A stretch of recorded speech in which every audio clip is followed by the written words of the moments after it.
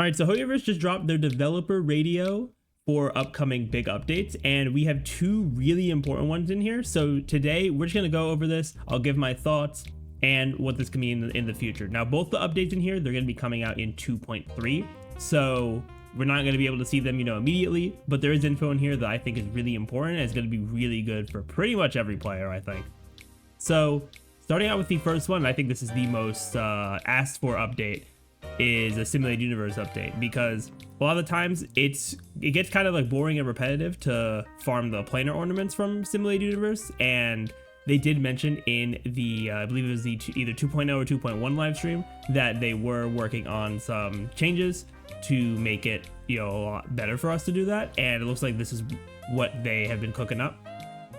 So it's going to be a new mode of the Simulated Universe called Divergent Universe, and yeah, they don't have too much info here, just like for like how the gameplay is going to look for the Divergent part, but they're just going to have some extra blessing combinations. Curios will have more unique effects, so it's going to be like a bit different of a gameplay experience, which is always cool for Simulated Universe.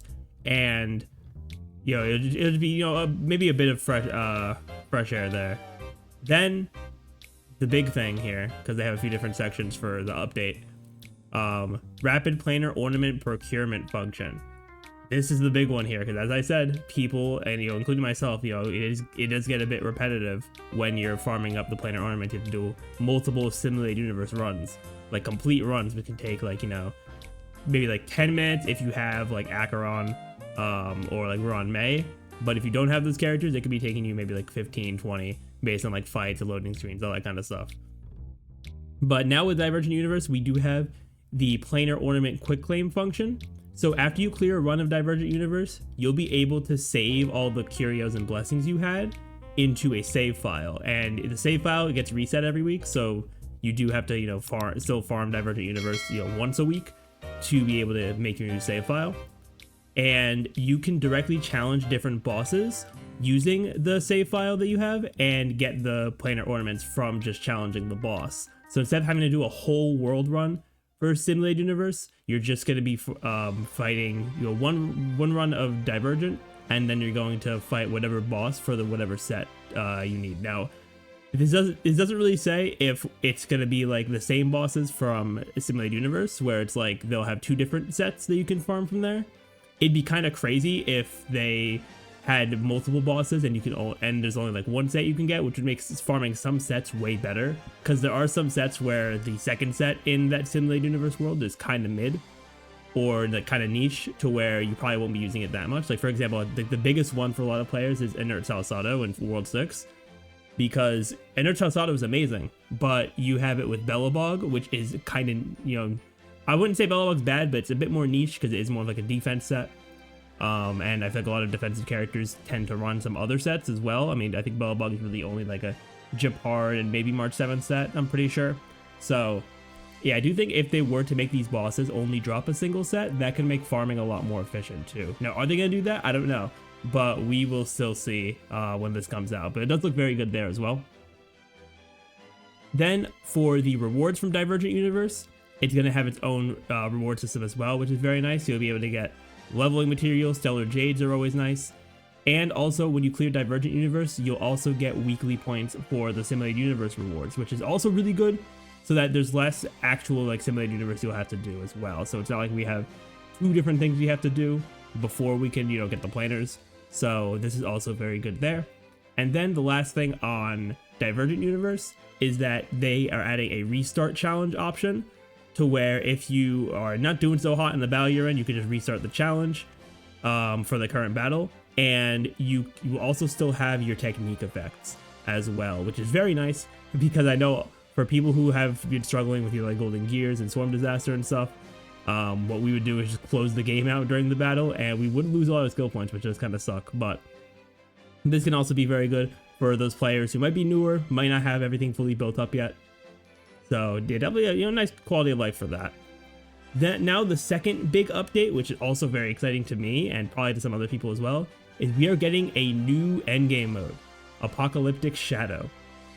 So yeah, once again, this is going to be in version 2.3, and this is also going to affect the scheduling for Pure Fiction and Memory of Chaos, which they do have a nice graphic to show us how it's going to work out, which it's not too crazy of a change, but there is one thing that I'm going to be kind of hit or miss about depending on what Apocalyptic Shadow looks like.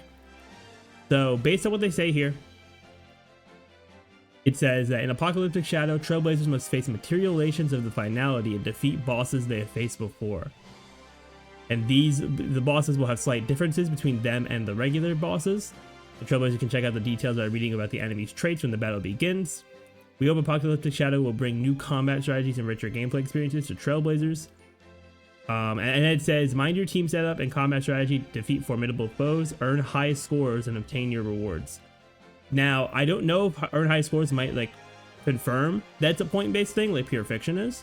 It could also just be high scores as in like the clear times like Memory of Chaos is. If it is a point thing, that could be cool.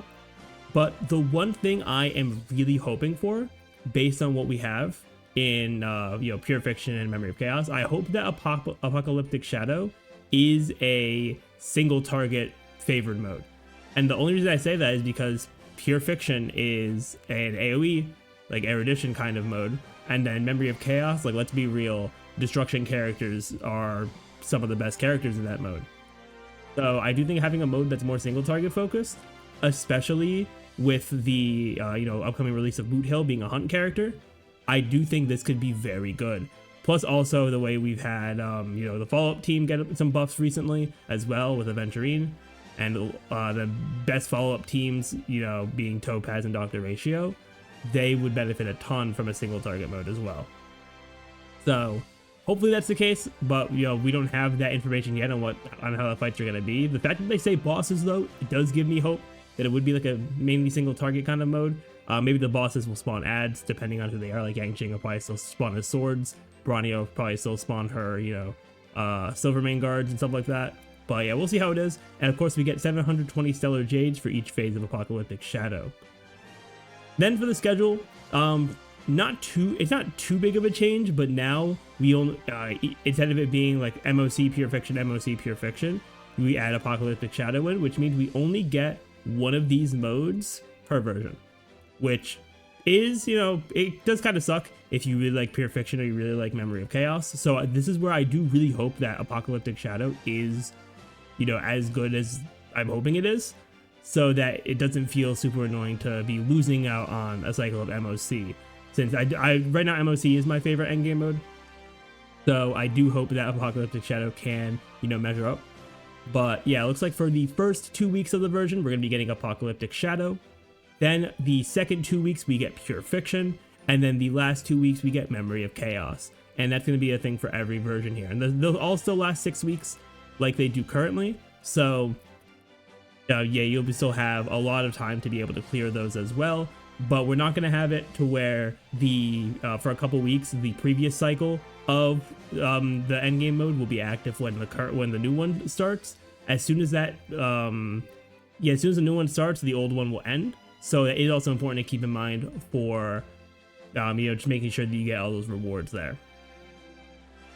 Then also they are doing some quality of life stuff for endgame as well for Apocalyptic Shadow, Pure Fiction, and Memory of Chaos. So for the team setup, they're allowing us to set our teams in advance, and when playing these modes, they'll allow us to quickly bring up those preset teams. So having team presets is going to be cool, especially for players that don't have like every character in the game built, which I'm sure is a lot of players. So they can like set their main teams just as presets and then automatically just like put them in, which is very nice. And they're also going to let us drag and drop characters for that are already selected, so that we don't have to deselect them and then reselect them in a different slot.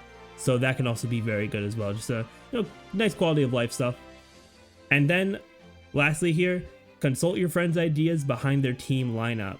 This is actually really cool because I do like to always see what teams people are running for Memory of Chaos. I usually run like either polls on my community tab, or I ask in my MOC videos what teams you all are running. So this is really cool to be able to see what people on your friends list are running to be MOC. And then in the future as well, it says that we're going to be able to see key stats, relics, and light cones. So you can also get build advice from this as well, based on what builds they're bringing into these modes. So yeah, this could definitely be a helpful thing for players who are or like might be struggling to get through these modes, to see what other people have done to clear them, and if they'll be able to get any inspiration from that. So yeah, those are the updates for the developer radio there. Very exciting stuff coming in 2.3. Let me know what you all think about this in the comments down below. I'm personally very excited for both of these. The new Endgame mode is always nice. It definitely was a breath of fresh air when Pure Fiction came out, so I do expect that we'll have a similar kind of feeling towards it once Apocalyptic Shadow comes out. And then for the Divergent Universe, that I think that's just going to be great for everyone, to be able to make it a bit easier to grind those planar ornaments. But yeah, that's going to be it for me. Thank you all for watching, and I will see you all next time.